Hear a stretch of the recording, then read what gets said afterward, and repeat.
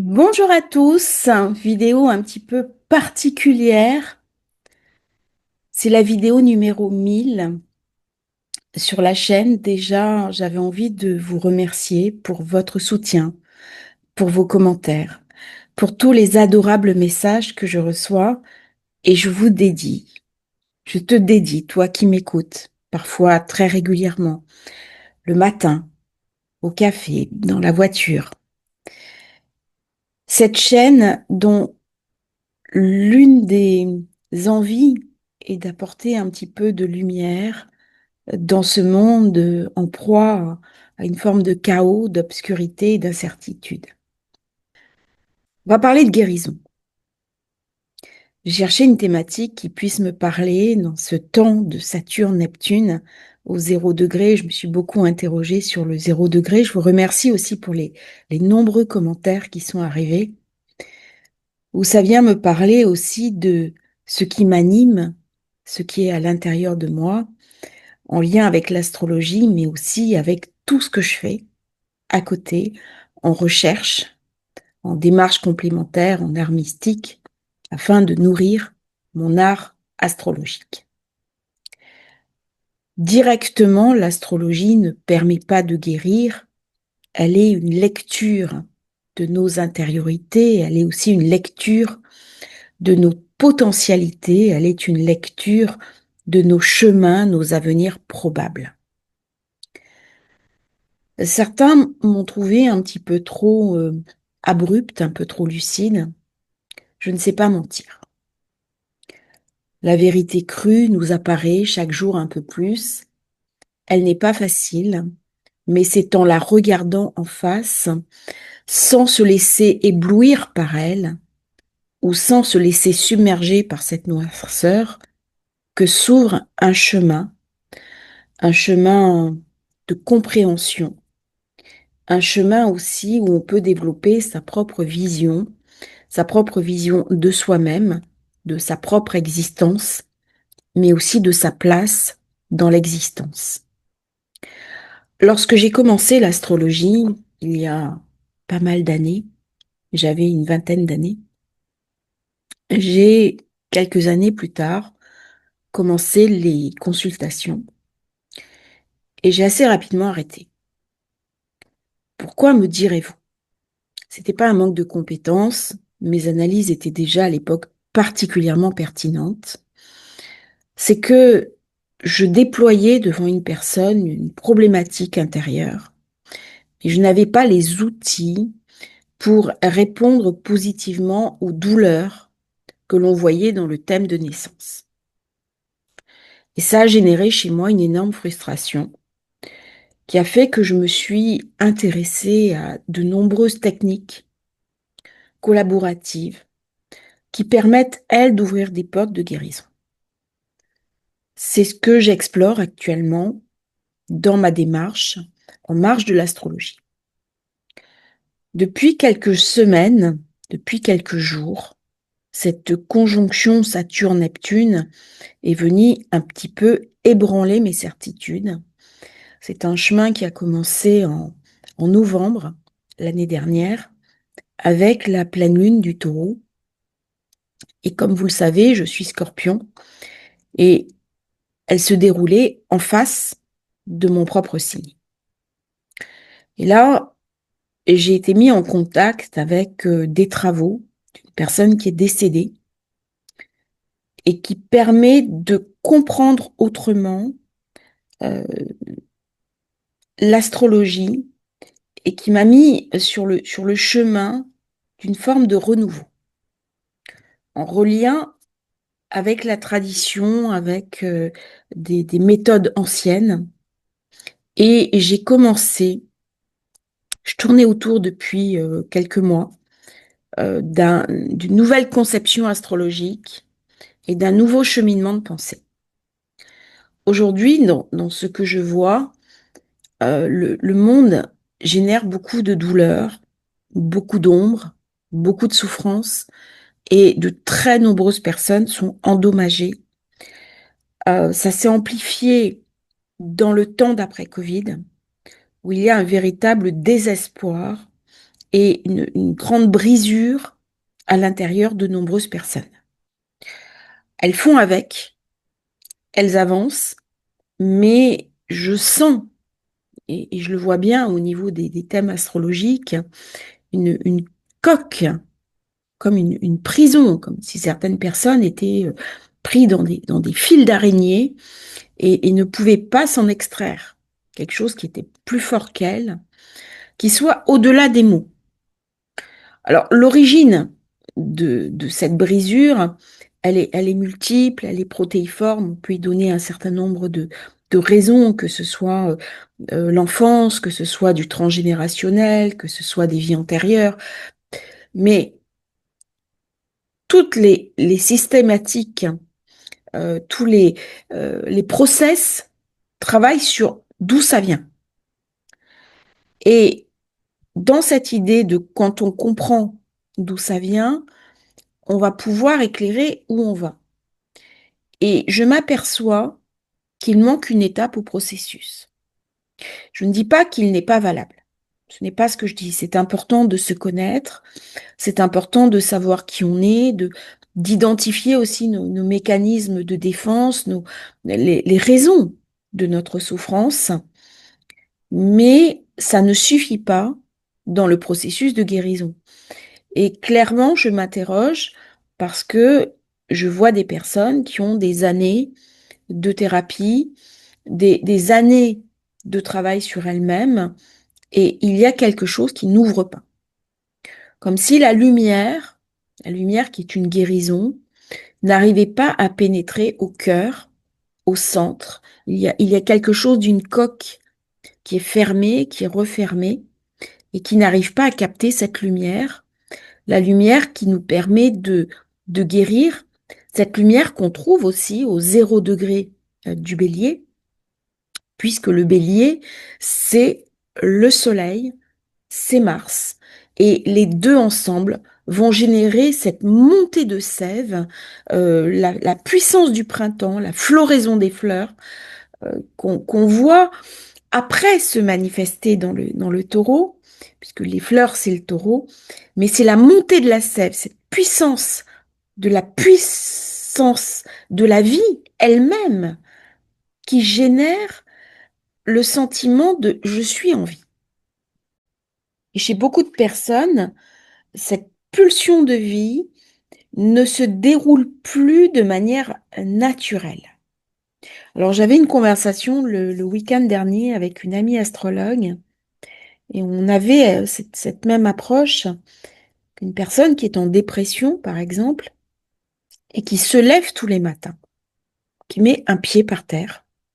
C'est un acte de vie, c'est un acte d'un immense courage et c'est aussi une grande manifestation de l'amour. Pourquoi? Parce que elle est encore animée par cette énergie de vie qui la submerge au-delà de l'ombre. Nous sommes des êtres assoiffés de lumière. La lumière du soleil, cette lumière qu'on voit, qu'on perçoit au bélier, après l'hiver, après le Capricorne, les frimas, les premiers frimas, les premières glaces, le Verseau où le soleil est en froidure et le Poisson où quelque chose se prépare mais n'est pas encore accompli. Et dans le Bélier, il y a cette poussée de vie et elle va s'exprimer sous forme de lumière. Mais s'il y a trop de lumière, il y a toujours un danger d'une brûlure, d'un excès de lumière qui peut être destructif pour ce que je suis. On le voit bien lorsque certaines personnes font des expériences mystiques trop poussées, il y a toujours un risque de chute, un risque de folie quelque part, un risque d'embrasement, et ça va se manifester sous des formes extrémistes, sous des formes de déconnexion avec la réalité, et parfois même, ça va même générer un excès d'ombre.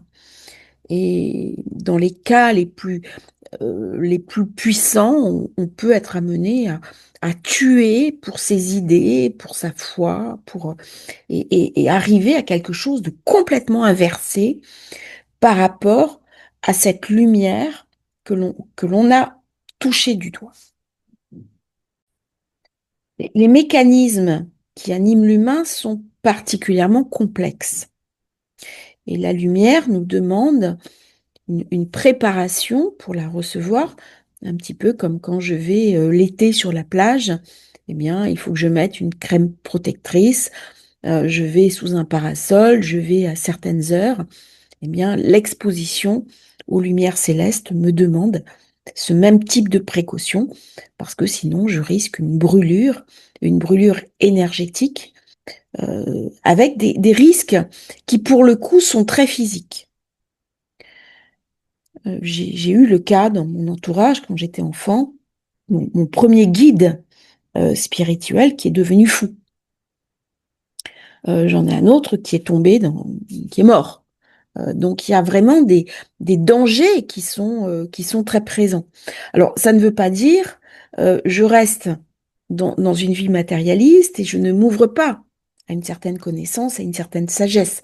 Mais ça me demande une grande humilité, une grande simplicité aussi, pour me dire, dès que je touche du doigt certains aspects très sacrés, il faut que je prenne des précautions. Et c'était de tout cela dont nous parlions avec cet ami. Et j'en suis arrivée dans ce cheminement, puisqu'on est sur la vidéo 1000. J'avais pas forcément envie de faire une vidéo habituelle. Vous aurez euh, d'ici demain les vidéos du mois qui vont arriver, signe par signe. Je sais que c'est toujours très attendu. Mais pour la vidéo 1000, si on enlève les zéros, puisque la vidéo d'hier était sur le zéro, il me reste le 1. Le 1, on est avant le recommencement, on est dans un espace sacré, on est dans un espace où tout est possible, on est au Aleph, on est aussi dans une sagesse qui nous vient d'en haut, qui est au-delà des mots, qui est dans des sensations, des perceptions, des intuitions que je vous invite vraiment à développer dans cette période de Saturne-Neptune, qui permet justement des ouvertures de portes au-delà du visible, au-delà des mots, au-delà de l'intellect. Et le fait de travailler sur ces traditions, le fait de travailler en connaissance, permet aussi de préparer ces intériorités à recevoir une intuition qui va venir nous aider. Et ma question, c'était, est-ce qu'il n'y aurait pas un chemin, une voie de guérison par l'astrologie? Et comment la mettre en œuvre? Comment débloquer ce qui ne peut pas être débloqué, ce qui est en retrait, mais la souffrance humaine dans son état très brut, euh, très habité, c'est-à-dire soit on est habité de lumière, soit on est habité de souffrance, et au milieu, il n'y a pas grand-chose. Où je suis quelque part transpercée par une lumière, et cette lumière, à ce moment-là, va venir me guérir. Ça ne veut pas dire que de temps en temps, j'ai pas les soucis de la vie, du quotidien, mais le recul que j'en ai me permet d'aborder différemment ces, ces choses de la vie, ou alors je suis habitée par la souffrance, par la douleur, par l'ombre, l'ombre au sens de Jung, et il n'y a pas besoin de démons, il n'y a pas besoin de Satan de service, quand je suis habitée par ma propre douleur, qui va me ronger à l'intérieur de moi, un petit peu comme du vitriol, comme de l'acide qui me pénètre. C'est ce que j'ai connu pendant des années, alors que j'étais moi-même en dépression nerveuse, puisque j'ai fait une dépression nerveuse très lourde pendant des années, où j'étais prisonnière de mes propres ombres. Et le moment où j'ai réussi à m'en extraire, eh bien, il y a eu une forme de transfiguration. Et maintenant, eh bien, cette souffrance qui était mienne n'est plus présente. Elle ne m'empêche plus de vivre. Je la regarde en face comme presque une vieille amie, un vieux souvenir, mais aujourd'hui, elle a été totalement dépassée. elle a été totalement alchimisée. Et dans les trois niveaux, quelque part, de l'œuvre alchimique, eh bien, il y a eu cette flamme de l'œuvre rouge, du creuset, qui a éradiqué complètement ces vieilles mémoires, ces vieilles scories qui m'empêchaient d'être à moi-même, et de là d'être au monde, et de transmettre l'énergie que je transmets sur la chaîne. Puisqu'il n'y a pas que des mots, il n'y a pas que de l'astrologie. Il y a aussi cette énergie qui m'habite, qui m'anime, et qui, pour le coup, n'est pas fortuite, qui est vraiment ce que je suis. Et c'est aussi pour ça que je refuse le mensonge. C'est-à-dire où je ne vais pas parler d'un aspect difficile et je vais m'abstenir parce que je ne suis pas sûre de trouver les mots justes, ou une situation me semble très dégradée et je ne veux pas créer de l'angoisse, ou alors face à un aspect, eh bien, je m'astreins sur cette chaîne à de l'honnêteté, et j'invite chaque personne à alchimiser, à faire un travail sur soi, sur ses propres peurs, sur ses propres craintes. Et ça, c'est un travail que je ne peux pas faire à votre place. Chaque personne est responsable du travail qu'elle a à faire sur elle-même, et elle ne peut pas s'en défausser en disant, en fait, c'est vous qui créez de la crainte. Non, le monde autour de nous est insécure. C'est ainsi depuis que le monde est monde. Et c'est à nous de trouver dans ce chaos matriciel, dans ce chaos permanent, de la lumière, un espace de rassurance en soi, et à le vivre, l'incarner et aussi le transmettre aux autres. Alors, comment utiliser l'astrologie justement pour guérir, pour ne plus avoir peur, pour ne plus être prisonnier de ces peurs qui nous empêchent de vivre, qui nous empêchent d'accéder à la joie, qui nous empêchent d'accéder à notre propre concrétude, parce que ça nous empêche de faire, ça nous confisque notre action, on est dominé par elle, et la peur, c'est vraiment de l'ombre qui est manifestée. Et actuellement, c'est ce que la société génère autour de nous. Alors que nous soyons dans la crainte, c'est légitime, c'est nécessaire, c'est humain. C'est salvateur. Je ne vais pas me mettre en danger en fonction de certains événements. Il faut aussi que je sois en retrait. Et je dois aussi me protéger, protéger ma corporalité, protéger mon intégrité. Le monde n'est pas joli, tout le monde n'est pas bon. Il y a aussi de l'ombre. Ça, c'est de la lucidité. Par contre, comment ne pas être le jouet soumis à mes peurs, soumis à mes ombres, au même titre que je suis soumis à ma propre douleur? Comment m'en extraire? Comment aller au-delà? Et je compare souvent la douleur intérieure à une forme de fange. La planète qui parle de ça, c'est Pluton, mais ce n'est pas la seule. J'ai envie de dire que toutes les planètes peuvent me parler de cette fange par le visage noir que chaque planète peut avoir, que ce soit Saturne, que ce soit Mars, si j'ai subi de la violence, que ce soit Jupiter, si j'ai de la frustration parce que mes affaires ne marchent pas, parce que je n'ai pas assez d'argent, que ce soit le Soleil aussi, parce que ce principe de vie ne m'habite pas. Si c'est la Lune, eh bien, c'est des vieux restes de superstition qui me hantent.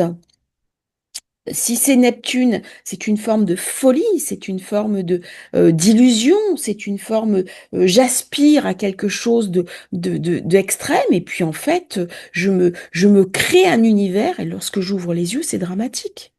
Un des exemples de Neptune, par exemple, c'est la femme qui va tomber, ou l'homme qui va tomber amoureux du prince ou de la princesse charmante, et puis il se réveille au matin avec un ogre ou une ogresse qui est un pervers narcissique. Et là, c'est une souffrance, la vision de la planète qui est très sombre. Au-delà de ça, est-ce qu'il n'y a pas une autre voie à explorer en se reliant avec cette énergie planétaire, une voie de guérison? Et c'est ce que je suis en train de chercher à, à ouvrir un petit peu les portes du coffre-fort, si je puis m'exprimer ainsi, pour trouver une voie qui, jusqu'à présent, n'a pas été explorée. Alors, ça demande beaucoup de recherche, beaucoup d'études, et c'est à cela que je consacre beaucoup de mon temps actuellement pour explorer d'autres pistes. Alors déjà, je travaille sur une nouvelle technique qui me permet d'ouvrir assez rapidement un thème de naissance. Je suis en train de la tester. Et dernièrement, j'étais avec ma propre mère qui me montre le thème d'une de ses amies en me disant qu'est-ce que tu en penses? Et au bout de 3 minutes, j'identifie un carnage où la personne avait euh, une mémoire d'un carnage familial, une perte. Et je lui demande si dans son histoire familiale, il y a eu des génocides, il y a eu des carnages, il y a eu des choses comme ça. Elle me dit oui, tout à fait. Il y a des mémoires génocidaires et elle en souffre beaucoup. Et ces techniques permettent d'aller relativement vite pour, pour identifier là où ça bloque. Et je suis en train de voir dans les thèmes qui me sont demandés comment je peux articuler ça avec une astrologie plus habituelle, plus classique. Donc en termes de rapidité d'analyse, c'est déjà assez stupéfiant. Mais savoir, dire, faire prendre conscience ne suffit pas. J'appartiens à une génération où on disait, vous regardez le thème, vous prenez conscience de tel problème, ça va vous guérir. Et en fait, je me suis aperçue, pour mon propre cas, que ça ne résolvait pas les problèmes. Ça ne résolvait pas ces difficultés. Et donc, il y a une autre voie à explorer.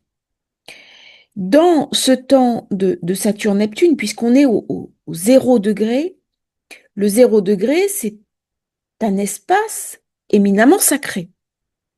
C'est le divin qui va venir, dans une forme de descente énergétique, habiter le royaume, l'espace d'un instant. C'est une fulgurance. Mais si je saisis cette fulgurance dans le moment où cela se produit, c'est toute ma vie qui va être illuminée.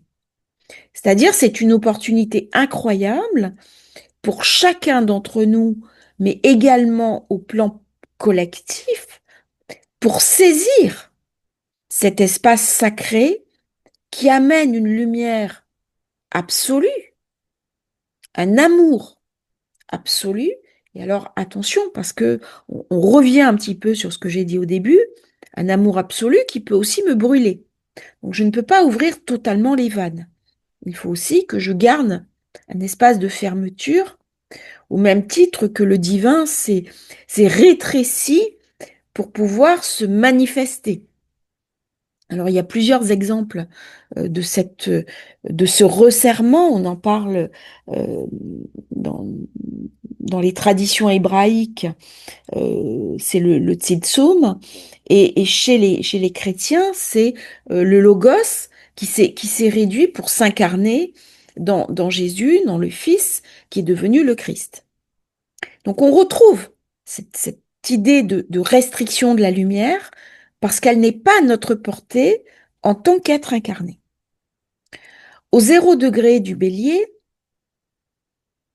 Aleph Lamed, le Lamed étant l'enseignement, étant la transmission, mais une transmission au niveau du divin. Les mots peuvent me manquer.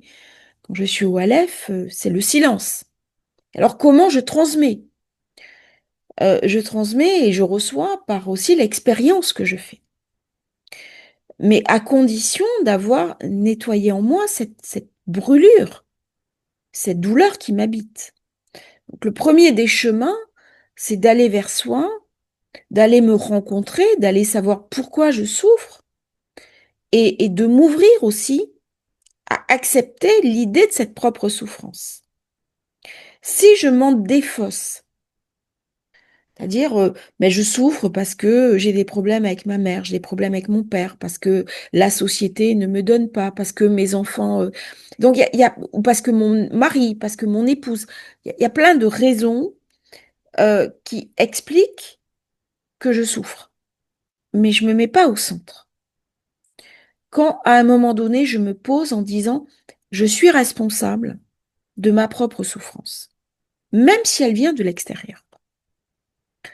Je vais prendre un cas qui est très douloureux. Quand j'ai un enfant qui est victime d'un abus, c'est terrible. Et en effet, la souffrance ne vient pas de lui. Elle est causée par l'extérieur.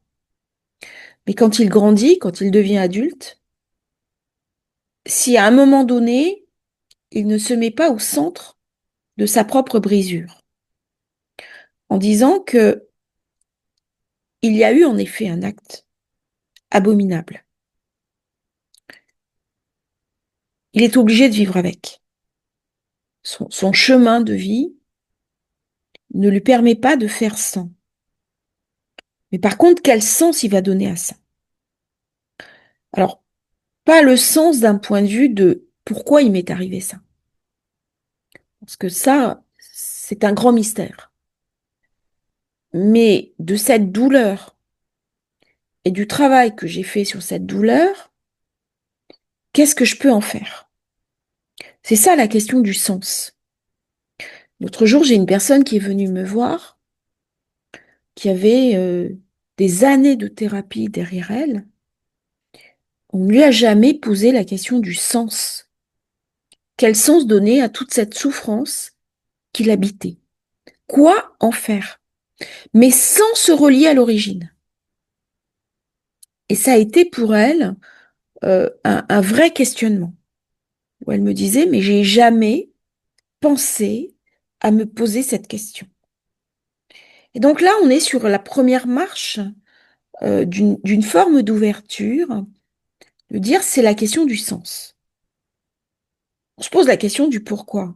Mais dans le pourquoi, il y a toujours une part qui m'échappe.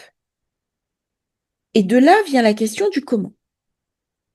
C'est la première étape. Comment je peux passer à autre chose? Comment? Et puis à un moment donné, on va s'apercevoir qu'au comment, on n'arrive pas non plus à débloquer forcément. Et il reste cette souffrance.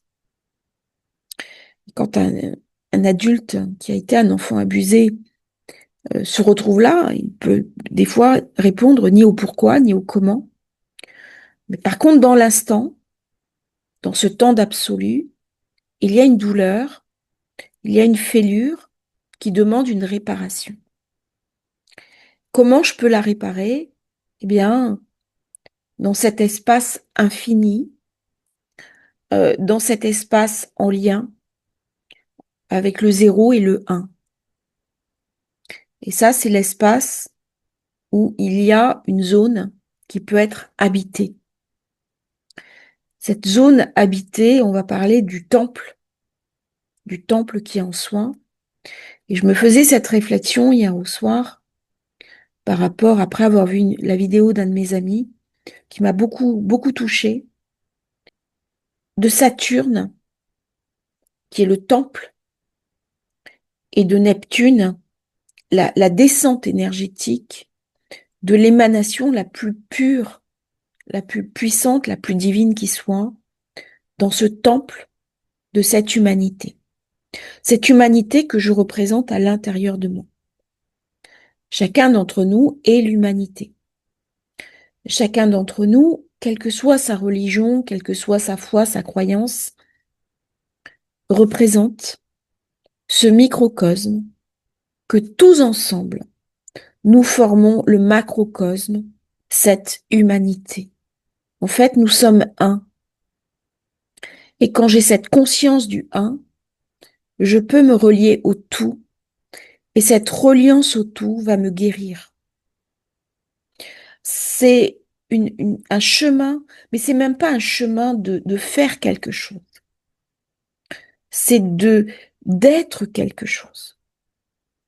C'est renoncer à je travaille sur moi.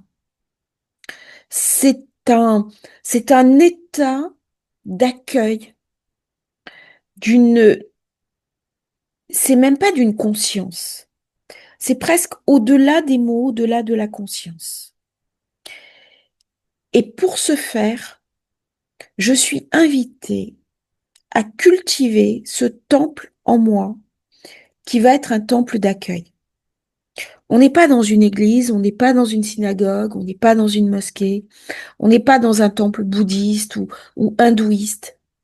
C'est ce symbole du Graal, une coupe. Une coupe, c'est l'as de coupe qui se trouve dans mon cœur, où je vais devenir un vecteur de réception. Et cette lumière du zéro qui descend un petit peu comme un afflux, va nettoyer petit à petit mes intériorités et elle va émaner au-delà de moi. Et donc les gens qui vont être avec moi, naturellement, vont recevoir cette lumière, vont recevoir cette présence, parce que je suis quelque part habitée. Mais c'est pas moi. Ça passe par moi, parce que j'ai nettoyé ces vieilles douleurs, ces vieilles scories, qui, en nettoyant, en faisant ce travail, parce qu'au départ, il y a un travail, et ce travail est devenu un état, puis un être, puis un accueil. Euh, il y a un temple qui va recevoir et générer de la lumière. Et là-dedans, il y a un espace de guérison.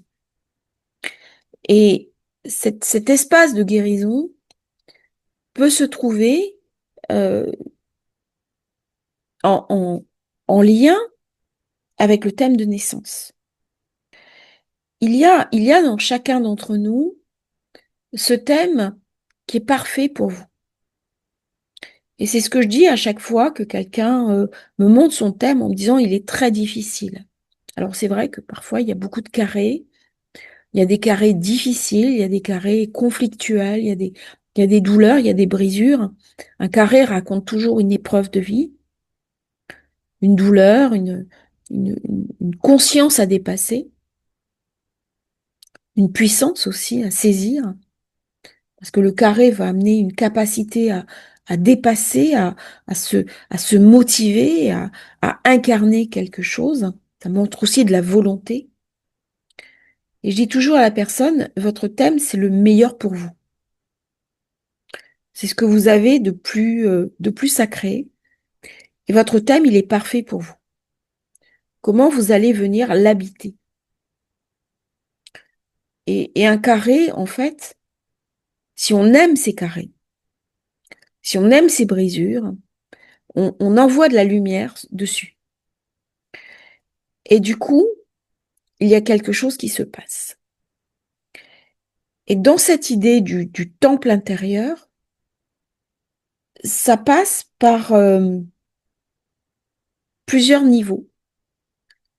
Et c'est aussi l'objet de ma démarche actuelle pour pas être simplement celle qui voit, qui dit des choses, qui réarticule, mais aussi être à l'origine d'un autre processus qui est plus grand que moi, où je ne suis que le vecteur d'une sagesse ancienne qui va permettre, je l'espère, j'espère aboutir dans mes recherches, à amener quelque chose de différent. Et à la vidéo 1000, j'avais envie de parler de ça.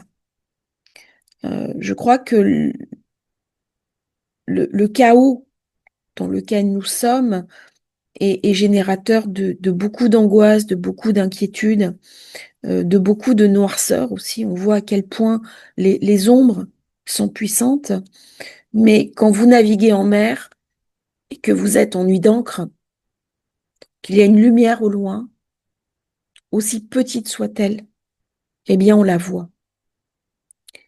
Et vous savez qu'il y a la vie. Et l'ombre, c'est aussi l'absence de lumière. C'est je suis assoiffée de lumière, mais c'est aussi une des chutes de la lumière. Alors ce sont des notions très très abstraite. Peut-être que ça va heurter certaines sensibilités, je m'en excuse. Euh, N'hésitez pas à commenter. N'hésitez pas à me donner votre sentiment, mais s'ouvrir à la lumière, accueillir la lumière, est un chemin qui demande un véritable processus intérieur. Ça prend du temps, ça demande de l'énergie, ça demande aussi qu'on y consacre beaucoup de sa propre expérience de vie. Et une fois qu'on a fait ça, eh bien, on a, je dirais, un cadeau de la vie. Je vois un oiseau qui s'envole. Et cet oiseau qui s'envole, eh bien, on peut montrer à d'autres comment faire envoler, pardon, leur oiseau qui rejoint à ce moment-là le nid d'oiseau et l'espérance. Un jour, au bord du Jourdain, j'avais amené mon époux. euh, on avait un nettoyage énergétique à faire et les colombes venaient autour de moi.